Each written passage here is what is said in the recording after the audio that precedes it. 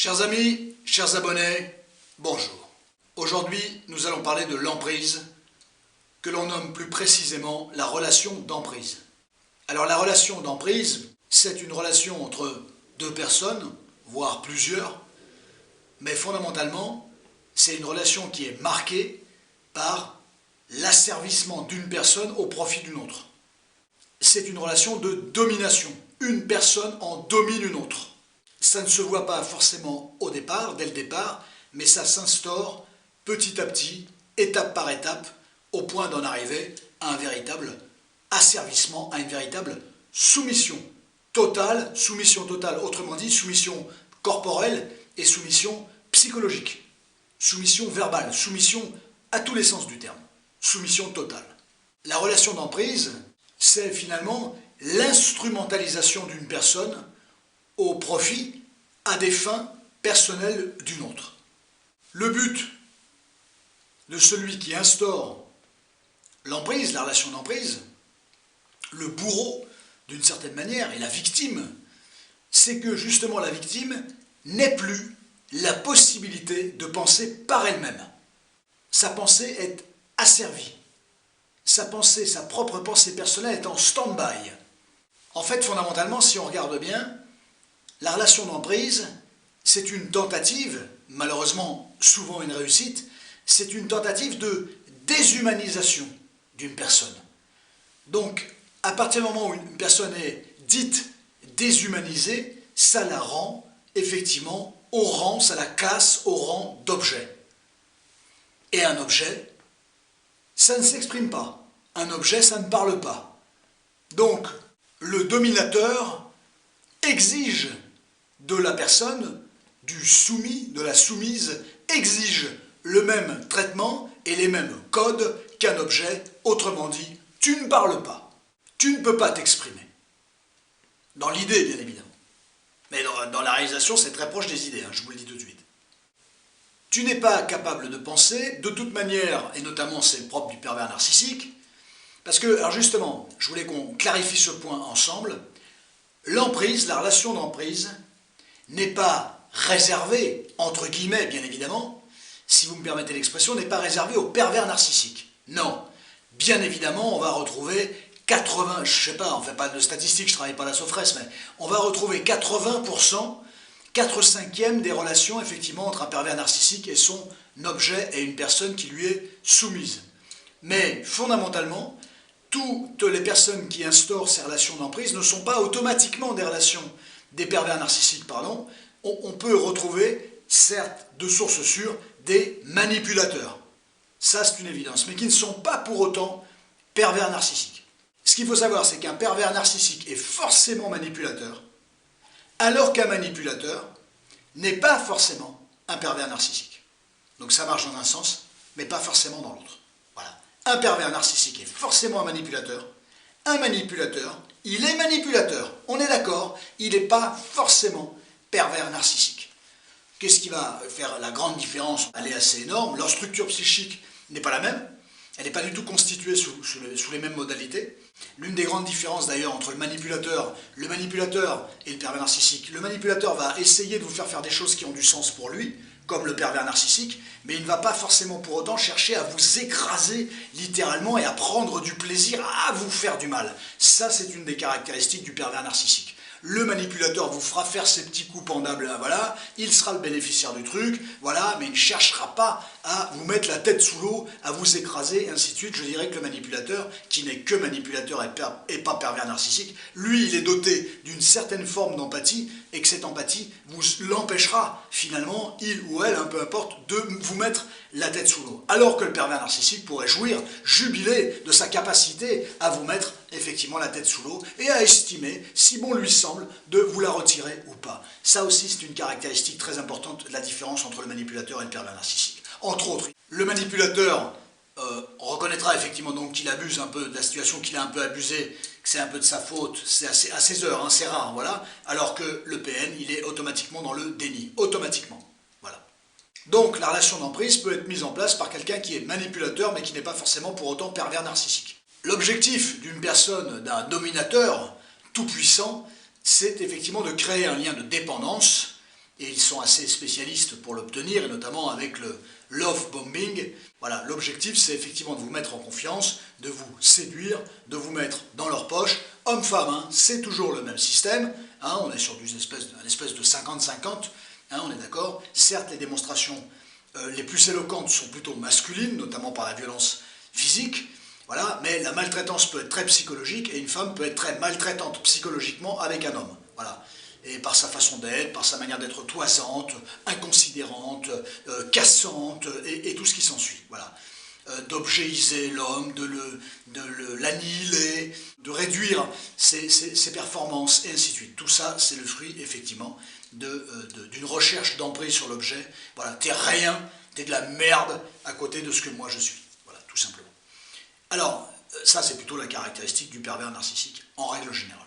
Ah, voilà. Il a un problème avec son narcissisme, donc vous allez, en vous asservissant, il va nourrir son propre narcissisme. Un petit like si la vidéo vous a convenu, un abonnement si le contenu des vidéos de cette chaîne vous convient. Donc le love bombing permet à la relation d'emprise de s'instaurer et surtout de vous mettre en confiance, c'est le but, de vous alimenter avec quelque chose dont vous allez après réclamer votre dû, alors qu'en fait vous n'aurez absolument plus rien, si ce n'est quelques miettes, et encore quelques miettes très rares. C'est-à-dire que la manière dont il vous a envoyé une image favorable de vous n'aura plus lieu, vous devenez tout le contraire, vous n'êtes qu'un être qui n'a que des défauts, qui ne sait rien faire, voilà, qui est absolument nul, mais néanmoins, la personne se plaint de vous, mais reste avec vous, c'est presque un contresens. La personne qui est le fruit effectivement de ça, se dit pas, mais tiens, bizarrement lui, qui représente quand même un certain statut, un certain standing, une certaine classe, un charisme, il est toujours en train de me dire que je suis nul, mais néanmoins, il est toujours avec moi. Et ça, c'est assez remarquable. La personne qui est soumise a fini par avoir tendance à se dire, mais finalement, j'ai de la chance d'être avec lui, il m'a choisi moi, donc je dois suivre, c'est mon lot commun de me montrer à sa hauteur, alors que lui ne se met pas à ma hauteur. D'ailleurs, je n'ai pas de hauteur puisque je ne suis rien. Et il me dit tout le temps que je ne suis rien. De toute manière, toute relation où quelqu'un vous renvoie très régulièrement que vous n'avez pas de valeur, que ce que vous faites c'est de la merde, que vous ne savez rien faire, que tout ce que vous dites sont des bêtises, des conneries, ça doit vous mettre la puce à l'oreille. Autre critère très important pour déterminer la relation d'emprise, est-ce que je peux, avec cette personne-là, homme-femme, être moi-même? Est-ce que je peux être moi-même, avec une certaine légèreté, avec mes prises de tête, avec mes angoisses, avec mes réflexions, avec mon avis, avec ma façon de fonctionner? Ou est-ce que l'autre finalement me demande d'être à l'image qu'il souhaite que j'aie? Et ça peut être déjà une belle problématique, une belle ébauche de prise de conscience qu'il y a une relation finalement d'emprise, c'est-à-dire que vous ne pouvez pas être vous-même, l'autre ne vous permet pas d'être vous-même. Il vous demande de ne pas être ci, de ne pas être ça, ou d'être comme ci ou comme ça. Voilà. Je veux que tu sois à ma mesure, je veux que tu sois mon objet et que tu répondes à mes besoins. Voilà. Moi, je ne réponds pas au tien. D'abord, tu n'en as pas, tu es un objet, tu n'as pas de besoin, on est bien d'accord. Mais moi, toi, tu dois répondre à mes besoins, à mes attentes. Voilà. Tu dois être à ma mesure, à ma hauteur, voilà, et je ne veux pas t'entendre parce que justement je suis très haut et quelqu'un de soumis n'a rien à dire, voilà. Et au pire, s'il est soumis, il va se prendre une flopée d'insultes, voire même, bien pire, des choses bien plus graves et bien plus dramatiques qui malheureusement ont beaucoup trop et régulièrement lieu. Donc je ne peux pas être pleinement moi-même est vraiment un signe. Et quelqu'un qui vous renvoie que franchement vous ne valez rien, si ce n'est que le mec ou la nana est toujours là, posez-vous la question. Le mec ou la nana est toujours là tant qu'il tire un bénéfice de la situation dans laquelle vous êtes. Qu'il soit financier, qu'il soit un service, qu'il soit sa capacité à défouler sur vous son agressivité, ou elle défoule sur vous son agressivité, son amertume, son besoin de se rassurer par le fait de vous asservir, la personne est toujours là et ce n'est pas anodin. Mais posez-vous ce genre de questions, l'autre me critique tout le temps, mais néanmoins est toujours là. Ça, c'est une question à se poser. Le problème, c'est que vous êtes amoureux, vous ne savez plus penser par vous-même, et comment peut-on arriver à déterminer ce genre de choses, compte tenu qu'on ne sait plus penser par soi-même. On a perdu l'habitude de penser par soi-même. Et de toute façon, ce qu'on pense, c'est des conneries, puisque le manipulateur, le pervers narcissique, le dominateur nous a expliqué que tout ce qu'on pensait, tout ce qu'on racontait, c'était de la merde. Vous avez vu comment mécaniquement le système est incroyablement bien fait. Voilà, ça s'appelle de l'endoctrinement, et il y a des spécialistes pour ça, et rendez-vous en compte. Le souci qui se pose, c'est que ces personnes-là ont réussi à vous isoler, parce que votre sœur est un danger, vos parents sont un danger, tout le monde est un danger. Tout le monde est un danger, tout le monde pense tout le monde pense n'importe quoi, à ses yeux, à lui ou à elle, hein. Voilà, du dominateur, dominatrice, à ses yeux, à lui ou à elle. Donc tout le monde pense n'importe quoi, votre copine, votre meilleure copine, elle vous raconte que des conneries, elle est jalouse de toi, elle est envieuse, elle est dangereuse, et ainsi de suite. En fait, ils ne sont pas dangereux, enfin oui, ils sont dangereux pour le manipulateur, parce qu'ils pourraient débusquer le système dans lequel vous êtes vous. Et ils pourraient vous permettre de prendre conscience de ce qui se passe, et éventuellement d'en sortir. Du moins, il ne pourrait plus exercer son joug sur vous, sa toute-puissance sur vous, son écrasement, son système totalement avilissant sur vous, et effectivement, toutes ces personnes-là représentent un danger. Donc, même moi, tous ces gens-là de côté, ils ne fonctionnent pas bien. Ça veut dire quoi? Ça veut dire qu'à partir du moment où vous commencez à douter de plein de gens, pour ne pas dire presque tout le monde de votre entourage proche, alors qu'avant, il n'y avait pas de souci, posez-vous la question, ce n'est absolument pas normal.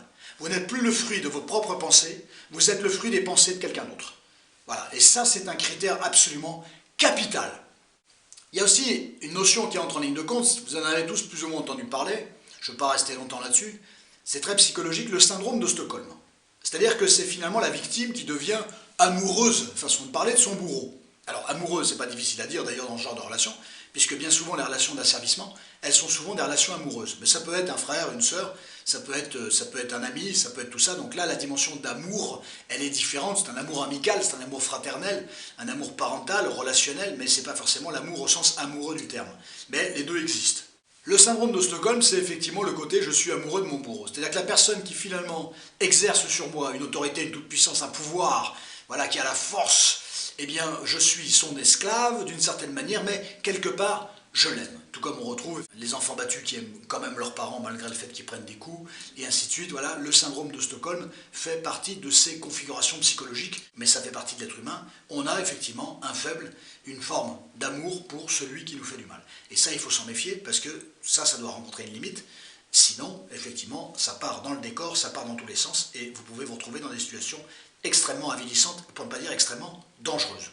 Et attention à ça, parce que bien souvent, ces personnes-là peuvent être effectivement sous le joug d'une personne, d'un dominateur, et en tout cas être le fruit d'une relation d'emprise. Donc on l'a dit tout à l'heure, toute personne qui est finalement malveillante avec vous, pas considérante, malveillante, cassante, blessante, toujours des vannes, et ainsi de suite, il faut se poser la question de pourquoi. L'autre est avec moi, mais il passe son temps à me vanner. Il faut se poser la question pourquoi. Ça n'en fait pas pour autant quelqu'un qui est un dominateur et qui cherche à avoir une emprise sur vous, mais en tout cas c'est quelqu'un qui vous renvoie quelque chose d'avilissant, de malveillant. Et ce n'est pas normal qu'une relation soit imbibée, frappée du sceau de la malveillance. Ce n'est pas normal. Parce que quand on s'aime, quand on s'apprécie, on se tire vers le haut, on donne le meilleur de soi-même. Or, dire qu'on aime l'autre et finalement être malveillant envers l'autre, physiquement, affectivement, par la parole, par les comportements, il y a, comme qui dirait, un contresens. Attention à ce genre de choses, c'est un bon moyen de se rendre compte de ce qui se passe ou de ce qui ne se passe pas. Bien évidemment, la personne qui vous manipule a instauré cette relation de dépendance et cette personne bénéficie, profite de cette dépendance dans laquelle vous êtes.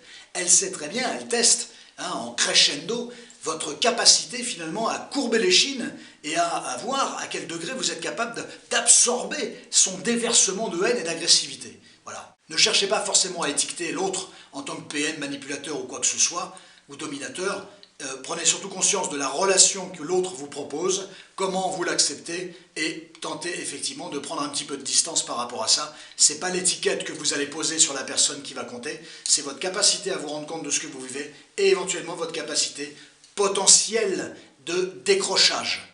Alors bien souvent, ce qui pose problème chez la personne qui est soumise, c'est qu'elle est farouchement attachée à un besoin de reconnaissance. Parce que dans son parcours historique, il n'y a pas eu cette reconnaissance escomptée. Voilà. Il n'y a pas eu cette valorisation, cette bienveillance nécessaire qui était escomptée par tout être humain à partir de sa naissance, et cette personne n'a pas reçu ça. Donc elle va chercher une compensation de ça. Le problème, c'est qu'elle pense trouver en son bourreau, en son dominateur, celui qui effectivement a enfin su déceler quels étaient ses avantages, ses forces, ses caractéristiques et ainsi de suite, mais en fait c'était fait de manière fallacieuse pour pouvoir vous mettre dans sa poche, et une fois que la personne vous a mis dans sa poche, effectivement de pouvoir vous sabrer littéralement dans tous les sens, si je peux me permettre l'expression. Donc vous êtes souvent ceux qui souffrent de la relation effectivement d'emprise, sont des gens qui sont dans une recherche de reconnaissance. Or, ils sont tellement à la recherche de cette reconnaissance-là qu'ils ont choisi est déterminé à un objet, autrement dit une personne, et que c'est lui qui effectivement va me reconnaître. Et c'est parce que c'est lui pendant 3 mois, quand il m'a séduit, avec le love bombing notamment là, qui m'a séduit pendant 3 mois, il va m'offrir ça. En fait, il vous l'offre en façade, il n'y a rien derrière, vous êtes tombé dans le piège, parce que vous aviez ce besoin de reconnaissance, et c'est lui qui va me le donner. Il va me le donner. Et pendant ce temps-là s'organise cette image très forte, cette image compensatoire finalement. À vos yeux, il jouit effectivement de ce charisme, de la valeur que vous lui donnez. À partir du moment où vous lui donnez cette valeur-là, quel bonheur qu'il soit dans votre giron, qu'il vous ait choisi, sélectionné, et vous devez donc répondre à ses besoins. Donc votre besoin de reconnaissance, le besoin de reconnaissance pose problème à l'être humain, et effectivement se retrouve dans des relations d'emprise, et il finit par ne plus penser par lui-même, mais surtout il ne se rend même pas compte de comment il est arrivé, rentré là-dedans. La peur de la perte, vous finissez, la victime finit par exister par la présence du bourreau. Voilà, j'existe, il est là, je suis là, j'existe parce qu'il est là. S'il disparaît ou qu'il me quitte, je meurs. Je préfère rester avec mon bourreau, façon de parler d'ailleurs, et vous avez perdu votre capacité de penser. Vous avez une capacité à avoir peur, il joue avec vos peurs, il ne joue pas avec vos pensées. Vous ne pouvez pas penser, vous n'avez pas le droit de penser. Vous ne pouvez pas penser puisque de toute façon c'est lui qui pense à votre place. Voilà, il devient l'objet de votre pensée. Arrête de penser, écoute-moi, je pense à ta place. Et là, vous êtes dans un asservissement total, voilà, sous emprise totale. Ce que je pense a plus de valeur que ce que toi tu penses. D'abord, tu ne penses pas, arrête de penser, tu penses n'importe quoi, donc moi je vais penser à ta place, fais-moi confiance. Voilà, tu as bien vu que j'étais une personne de confiance, donc regarde tous ces gens qui me valorisent, regarde ceci, regarde cela, donc voilà, regarde ces références, regarde je suis ci, il suffit qu'il y ait un statut social derrière tout ça, ou des choses comme ça, alors là ça se complique encore plus. Tu ne peux pas penser. C'est pour ça que l'emprise dure très longtemps, parce qu'il n'y a plus de capacité de penser, ou du moins elle est extrêmement restreinte. Donc vous ne vivez plus, puisque vous ne vivez pas par la pensée, vous vivez avec la peur. Voilà, la peur permanente de perdre effectivement cet objet qui est un véritable bourreau pour vous, mais qui vous donne grâce, qui vous donne existence, et c'est mieux dans votre tête à ce moment-là que ne plus exister ou ne plus être avec lui. Voilà, plutôt, j'ai entendu des choses incroyables, plutôt mourir que de ne plus être avec tel partenaire et ainsi de suite. Et ça, c'est hallucinant. Ce qui fait que, et pour conclure cette vidéo, très clinique, c'est que finalement le bourreau, quand il vous en met plein la tête pour pas un rond, à tous les sens du terme, verbal, physique et tout ce que vous voulez, voilà, humiliation et autres, il vient vous expliquer que vous êtes en tort. Il vous corrige. Et c'est pour votre bien. Et le pire, c'est déjà le pire, mais le pire du pire peut potentiellement exister, c'est que fondamentalement, dans votre raisonnement, c'est oui, il a raison. C'est de ma faute.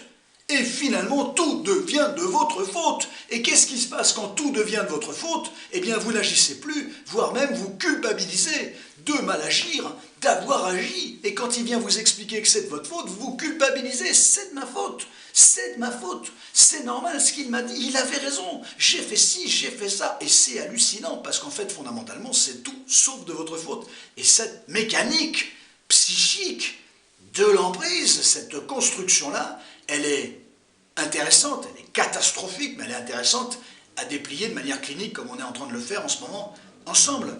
J'irai pas plus loin, on pourrait aller plus loin. J'ai pris effectivement des perspectives, les prismes les plus effarants, bien sûr, mais les plus intéressants, les plus pertinents. Bon nombre de personnes vont se reconnaître là-dedans, malheureusement, si je puis dire. Bon nombre de personnes vont aussi se reconnaître là-dedans en se disant « j'ai connu ça, j'en suis sorti ». Je suis toujours très heureux de lire ce genre de choses. Voilà. Et faites-vous aider fondamentalement parce que quand vous commencez à vous rendre compte que vous êtes sous emprise, vous ne pensez plus par vous-même, rapprochez-vous très très vite de vos amis, de votre famille, ils peuvent vous faire le plus grand bien, de votre médecin, bien évidemment, de tout un tas de gens qui peuvent vous donner un coup de main et vous permettre de sortir effectivement de l'emprise. Voilà, j'ai de nouveau, malgré la difficulté de ce sujet, la lourdeur de ce sujet, pris du plaisir à vous en parler, à relater et révéler un certain nombre de choses, à vous expliquer cliniquement comment ça fonctionne, cette mécanique de l'emprise. Voilà, on se retrouvera ultérieurement pour d'autres interventions. Prenez, comme d'habitude, essayez du moins de le faire, un immense soin de vous. Moi, je vous dis à très bientôt. Je suis avec vous. À très bientôt.